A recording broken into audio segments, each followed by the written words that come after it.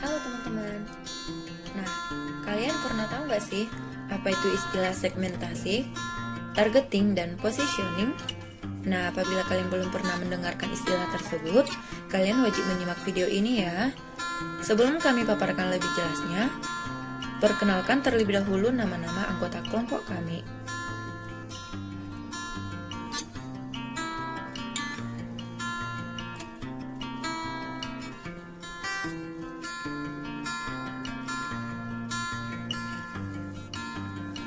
Oke, sekarang kita akan masuk ke materinya.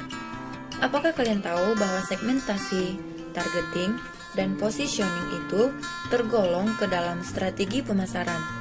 Karena ketiga komponen tersebut akan mempermudah sebuah perusahaan untuk mencapai tujuan perusahaan. Nah, di sini kita akan bahas satu persatu. Yang pertama, segmentasi pasar ataupun segmenting. Ini berarti bagaimana pasar membagi para pelanggan yang terdiri atas orang-orang dengan kebutuhan dan karakter yang sama. Nah, pada tahap segmentasi pasar ini, terdapat 4 kategori. Yang pertama, segmentasi geografis, di mana pembagian pasar ke dalam unit geografis yang berbeda-beda. Yang kedua, segmentasi demografis, yaitu pembagian pasar berdasarkan usia, gender, dan lain sebagainya. Yang ketiga, segmentasi psikografis, yaitu pembagian pasar berdasarkan kelas sosial. Dan yang terakhir, segmentasi perilaku, yaitu memilah pembeli ke dalam grup berdasarkan pengetahuan dan sikap. Nah, yang kedua adalah targeting. Tahap kedua ini merupakan kelanjutan dari tahap pertama, di mana penetapan target pasar adalah memilih suatu segmen atau lebih untuk dimasuki. Nah, yang ketiga adalah positioning. Kegiatan perusahaan untuk menciptakan image positif pada suatu brand atau merek tertentu pada sebuah produk sehingga menggambarkan citra positif pada benak konsumen. Nah, agar lebih mudah dipahami, di sini kami telah memberikan sebuah contoh pada perusahaan yang telah kami observasi, yaitu pada PT Tanimas Soap Industry. Nah, adapun penetapan segmentasi pasarnya tergolong 4 kategori. Yang pertama, segmentasi geografis, di mana konsumen terbesarnya adalah berada di kawasan Afrika, terutama di negara Ethiopia.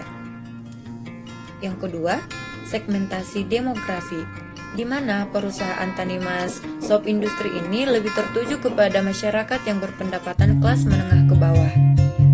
Yang ketiga, segmentasi psikografis, yaitu konsumen yang dituju oleh perusahaan ini adalah konsumen yang mempunyai gaya hidup yang biasa saja yang terlihat dari segi pendapatannya.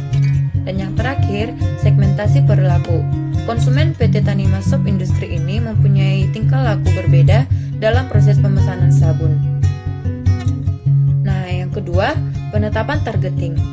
Target pasar yang dibidik oleh PT Tanimas Soap Industry ini adalah kelompok konsumen yang berpendapatan kelas menengah ke bawah. Nah, yang ketiga, positioning.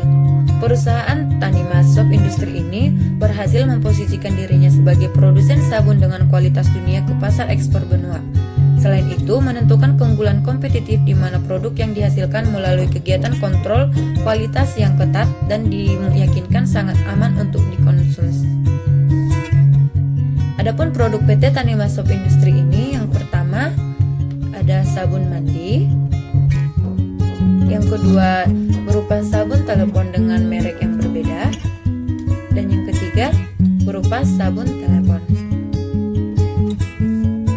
Nah, sekianlah hasil pemaparan kami mengenai segmentasi, targeting, dan positioning. Semoga video ini membantu kita semua. Terima kasih.